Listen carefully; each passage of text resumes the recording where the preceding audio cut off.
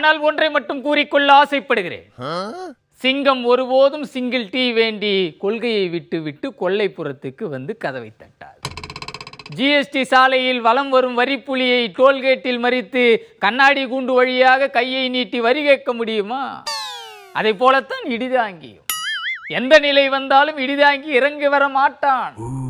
இடிதாங்கி அரசியலுக்கு சரிபட்டு வரமாட்டான் என்பதற்காக அரசியல்வாதிகளுக்கு கோச்சாக செல்ல வேண்டும் என்று கோரிக்கை வைக்கலாமா?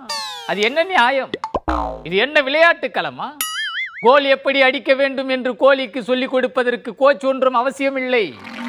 அதை போல அரசியல்வாதிக்கு ஒப்புக்கு கோச்சாக இருந்துவிட்டு பெவிலியனில் பெயிண்ட் அடிக்கும் பணியை செய்ய இடிதாங்கி ஒருபோதும் சம்மதிக்க மாட்டார். இந்திய அணிக்கு யாரை கோச்சாக போடலாம் என்ற பட்டியலில் இதுவரைக்கும் 9 பேர் இருக்கிறார்.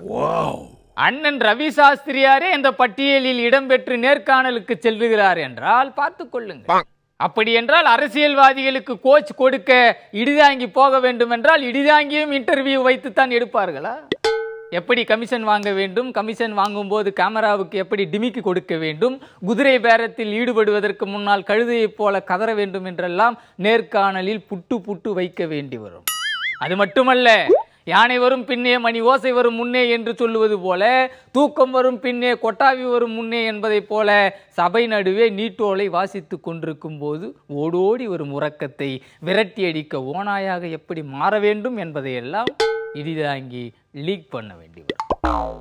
ஆக இந்த ரகசியங்களையும் கசிய விட்டுவிட்டால் இன்டர்வியூ எடுத்தவரே கூட கோச்சாக போக வாய்ப்பாக அமைந்தது. எனவே கூட்ஸ் வண்டியாக இருந்தாலும் ஏதாவது கோச்சில் ஏறி பொது சர்வீஸை தொடர்வான் என்று கூறிக்கொள்ளுகிறேன்.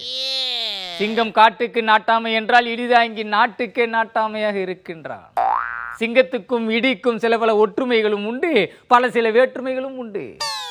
சிங்கத்தின் பாப்கட்டுக்கு ஈடு கொடுக்க முடியாமல் இடிதாங்கியின் தலை பப்பரப்பா என்று தெரியலாம். ஆனால் இடிதாங்கியின் துடிக்கும் மீசைக்கு முன்னால் சிங்கத்தின் எலிமீசை எடுப்பாக தெரிகிறதா? நெவர்.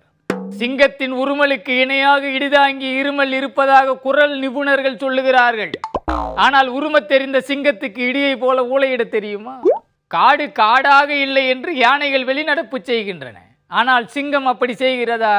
எனவே கொண்ட கொள்கையை 8 திக்கும் பரப்பும் கொட்டாங்குச்சி உண்ட வீட்டிலேயே உறங்க திண்ணை தேடும் தனித்தீனி தொண்டை முழக்கத்தில் தொண்டனை கிளறச் செய்யும் உண்டக்கட்டியாகவே என்றும் தொடர்வான் என்ற உண்மையை கூறி உங்களிடமிருந்து விடைபெறுகிறேன்.